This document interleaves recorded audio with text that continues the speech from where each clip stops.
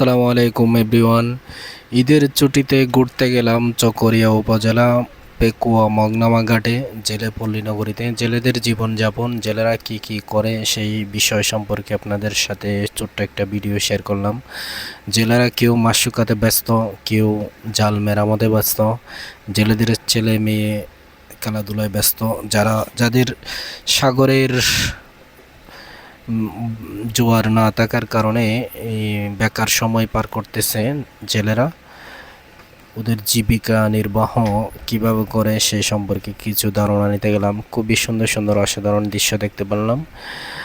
এখানে দেখার মতো অনেক বিষয় আছে, জেলেরা কিভাবে জীবনযাপন করে সে সম্পর্কে জানতে পারবেন।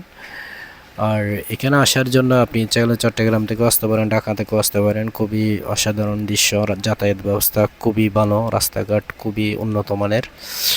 আর আল্লাহর অশেষ প্রাকৃতিক দৃশ্য, অপরূপ সৌন্দর্য চাইলেও উপভোগ করতে পারেন।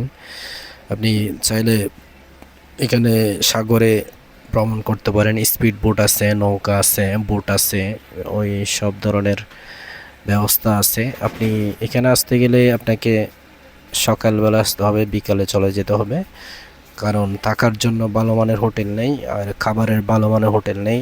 সচরাচর যে গ্রামের মধ্যে যে হোটেলগুলো পেয়ে যাবেন সেই মানের খাবার পেয়ে যাবেন। আর দেখার মতো অনেক বিষয় আছে, অনেক পর্যটক আসে ঘুরতে এবং দেখতে। আর চাইলে আপনি সুন্দর সুন্দর প্রাকৃতিক দৃশ্যগুলো আপনার ক্যামেরাবন্দি করতে পারেন।